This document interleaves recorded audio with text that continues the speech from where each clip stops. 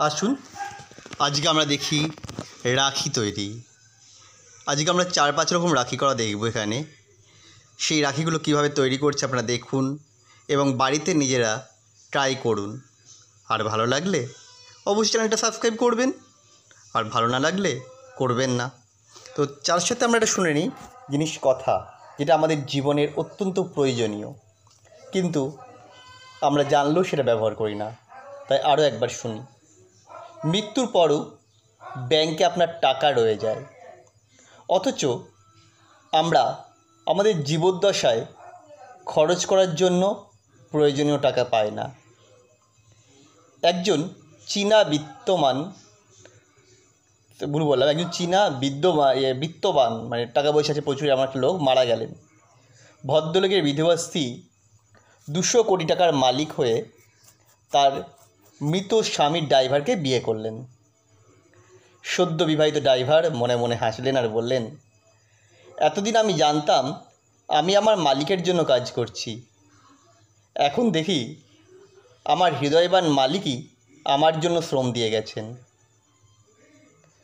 আসলে সত্যটা হচ্ছে এটাই, অধিক ধনবান হওয়ার চেয়েও দীর্ঘজীবন লাভ করা বেশি জরুরি।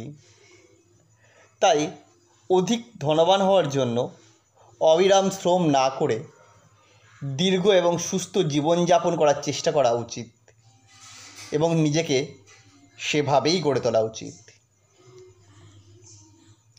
আমাদের জীবনের নানা ঘটনাতে আমরা এই সত্যটা বারবার উপলব্ধি করি, মর্মে মর্মে উপলব্ধি করি।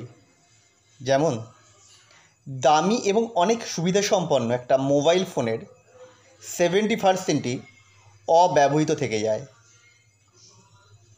একটি মূল্যবান এবং অতি দ্রুত গতির গাড়ির 70% গতিরই কোনো প্রয়োজন হয় না বা দরকার হয় না, বরং অতি দ্রুত হলে সেটা আমাদের জীবনের জন্য হানিকর হতে পারে। প্রাসাদতুল্য মহামূল্যবান অট্টালিকার 70% অংশেই কেউ বাস করে না, অকারণ পড়েই থাকে।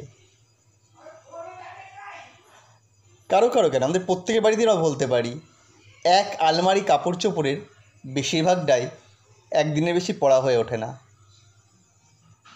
সারা জীবনের পরিশ্রমলব্ধ অর্থের 70% আসলে আমরা অপরের জন্যই রেখে যাই। আপনার জমানো অর্থ যাদের জন্য রেখে যাবেন, বছরে একবারও তারা আপনার জন্য প্রার্থনা করার সময় পাবে না। তাহলে এই সত্যকে আমাদের কী করা উচিত? করা উচিত এটাই, অসুস্থ না হলেও সুযোগ থাকলে মেডিকেল চেক আপটা করুন। অতিরিক্ত দুশ্চিন্তা কখনো করবেন না। পারলে মানুষকে ক্ষমা করে দিন। রাগ পুষে রাখবেন না। মনে রাখবেন, কেউই রকজটা মানুষকে পছন্দ করে না, আড়ালে আবডালে পাগলা বলে ডাকে। পিপাসা না পেলেও জল পান করুন। শরীরের কার্যক্রম স্বাভাবিক রাখতে এর বিকল্প নেই। সিদ্ধান্তটি সঠিক জেনেও কখনো কখনো ছাড় দিতে হয়, এতে পরিবারের শান্তি থাকে। ক্ষমতাধর হলেও বিনয়ী হন। সুযোগ পেলেই পরিবার পরিজন নিয়ে সামর্থ্য অনুযায়ী নিজের দেশকে, এমনকি ভিন্ন দেশকে দেখতে বেরিয়ে পড়ুন। মনে শান্তি পাবেন, ভালো লাগবে। ধনী না হলেও তৃপ্ত থাকুন। মনে রাখবেন, সকল ধনী লোক কিন্তু মানসিক শান্তিতে থাকে না, তাদের মনের মধ্যে অনেক অশান্তি থাকে। সেই অর্থ কীভাবে রক্ষা করবে সেটা চিন্তা করতে তাদের সময় কেটে যায়। মাঝে মাঝে ভোরের সূর্যোদয়, রাতের চাঁদ আর সমুদ্র দেখতে ভুলবেন না, এতে জীবনে শান্তি থাকে। বৃষ্টির জলে বছরে একবার হলেও ভিজবেন, আর দিনে একবার করে গায়ে রোদ লাগাবেন, এতে আপনি প্রকৃতির কাছে থাকতে পারবেন। প্রকৃতির কাছে থাকা ভীষণ জরুরি, কারণ প্রকৃতিই তো আমাদের মা, প্রকৃতিই আমাদের জন্ম হয়েছে, প্রকৃতি আমরা বিলীন হয়ে যাব।